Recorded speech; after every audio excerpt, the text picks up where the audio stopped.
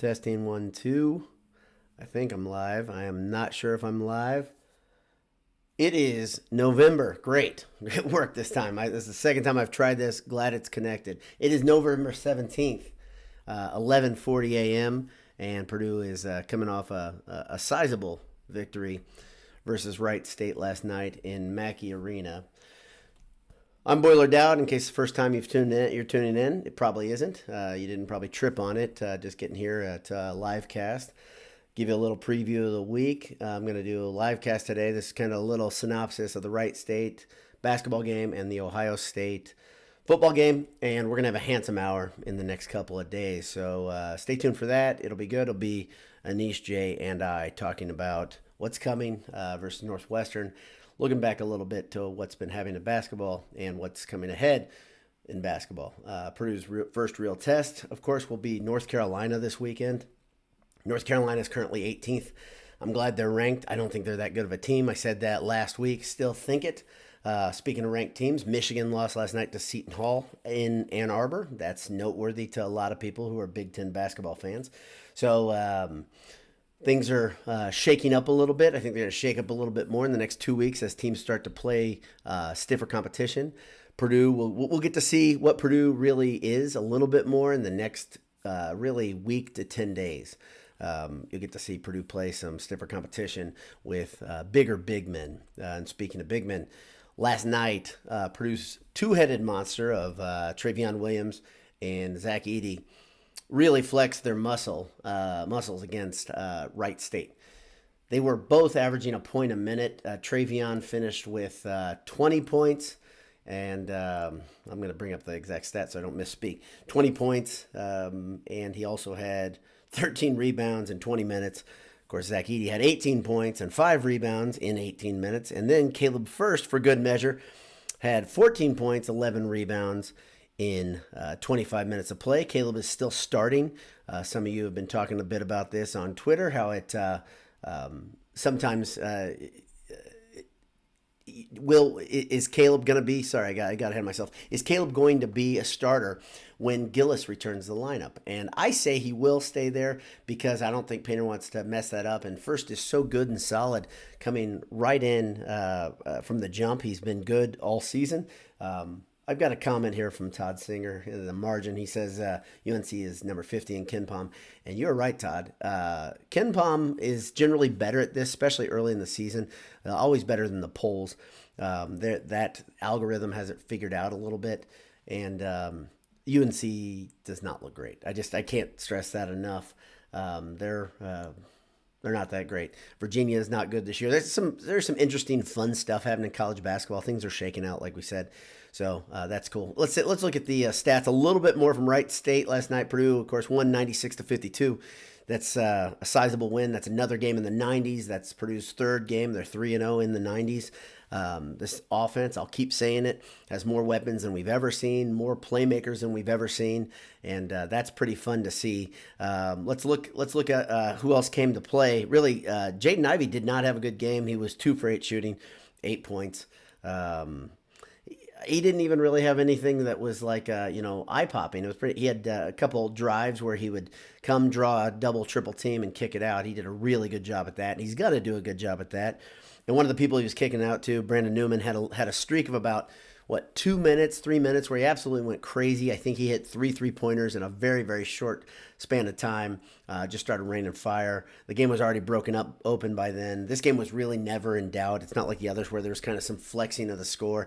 Purdue had a 4-minute period. I think it was probably around the 8-10 minute mark in the first half, maybe 12-minute mark, where they just kind of slowed down on production anyway a little bit. They weren't looking as sharp, and then all of a sudden they went crazy again.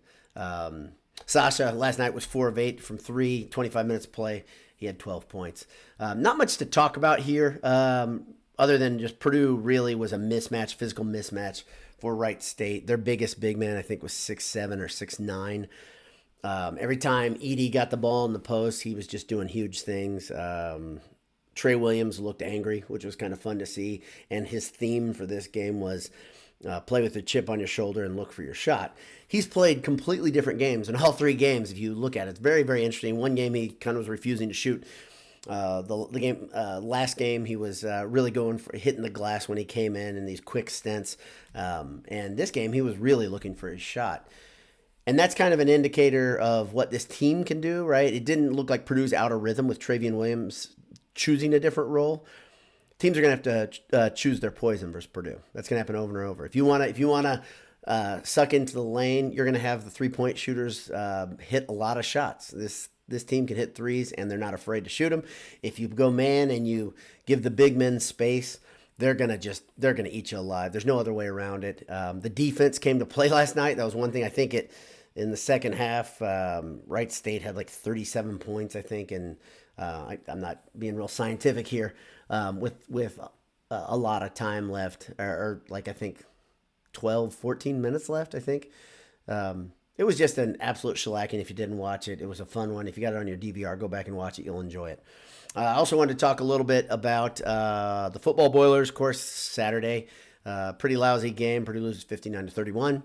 We didn't do a wrap-up on the site. I don't know if you figured this out. Sometimes we feel like you do after these games and say, I don't know if I want to do much about this. So it's one of those games where you could say, well, you can either burn the tape or take the... There's some positives out of the game, but it felt like it was going to be a shootout very early. It looked like it could go back and forth. And then Purdue had, I think, 3 possessions in a row where they just kind of botched things. They had a bad punt. Then we had a costly turnover. Ohio State scored right away. And then there's another costly turnover. Ohio State's offense is great. Yeah, let's put a parallel out there. Ohio State's football offense is like Purdue's basketball offense. They're just almost unstoppable. They got so many weapons, so many different ways to beat you. They have the fastest running back that Purdue played this year, and Purdue's defensive coordinator, I think, said that in comments. They hit the hole a lot faster. Their line is huge. They have a 6'8" guy and a 6'6" guy right next to each other. They're relatively young, but they're really, really good and skilled. C.J. Stroud is playing really, really tack-sharp football. He's 31-38, 361 yards. Just very, very precise. On the other side of the ball, interesting enough, Aiden O'Connell had another all Big Ten type of game. 40-52, 390 yards, 4 touchdowns, no interceptions. He's not going to get any accolades for that performance because of Purdue losing that way. But the really good thing is Purdue kind of forced Ohio State to stick around longer than they wanted to. It looked like at one point in the first half that Ohio State was going to win, by 50 points, but Purdue's offense kind of kicked into gear and started doing some things. Xander Horvath actually had a solid day, 5 rushes for 36 yards, 7.2 yards per carry. So that's kind of a good indicator. And of course, David Bell. He had 11 receptions and 103 yards. I think that's his 15th or 16th game as a Boilermaker with over 100 yards. He is has the most production, most 100-yard games in the history of Purdue football by I think 2 or 3 games now. So he's going to just pad his stats from here on out. And speaking of padding stats, they'll go to Chicago to play Northwestern in Wrigley Field on Saturday. I'm sure many of you will be there. I sure hope you will. I am not going to Chicago right now. I'm not a big fan of what's happening there. Not my favorite city right now. But I'm looking for big things, and I'm hoping everybody that goes has a great time. I've been to I've been to Evanston a couple times to see victories for our Boilermakers, and I think it'll be a similar feel where you'll have an overwhelmingly Purdue friendly crowd, pro Purdue crowd, and I look for Purdue to win handily. I really do. I think Northwestern would have an absolutely horrible time trying to get into a shootout with Purdue, and I get no indicator that Brohm is going to sit on the ball. I think Purdue will try to score points, and Northwestern's going to struggle to keep up with them. So that'll be really good to get to the 7th win if they can win. And I think they can and should come home with a victory, take the short trip south back to West Lafayette with 7 wins and then heading into the bucket looking for 8. Really good position to be in. And one of my nightmare scenarios, I think I told you guys earlier in a live cast, I really didn't want to see Purdue having to get that 6 win versus IU. And anything after 6 really is gravy if you can get to 8. I mean, that's a game changer. That's a good bowl. Maybe they'd be playing in Florida. And I think that's what everybody would like if you're looking at traveling and going to go see the Boilers play around Christmas time, or even maybe around January 1st. So thanks for tuning in today. Today's QuickCast is brought to you by, of course, our pals, AJ's, eataj's.com. If you're on campus, get my favorite burger there. Get some mac and cheese bites, get a pint and watch some games, eataj's.com. Of course, you can go over to Gridiron Metalworks. They got some really cool stuff right now. Enter Boiled at checkout, 15% off. Great gifts if you want to. I don't think it's too early to do your Christmas shopping now. You're about a month and a week. Don't procrastinate. Go to gridironmetalworks.com or go over to Martin Vintage. Enter Boiled at checkout, 15% off there. And they got some really good stuff. 15% off Enter Boiled. Our pals at the Martin family at martinvintage.com. Let's see. Yeah, so John Younger says, is it Younger or Younger? I keep screwing this up. I think it's Younger. Yes. So I'm going to say Jan Younger again. It's Jan Younger.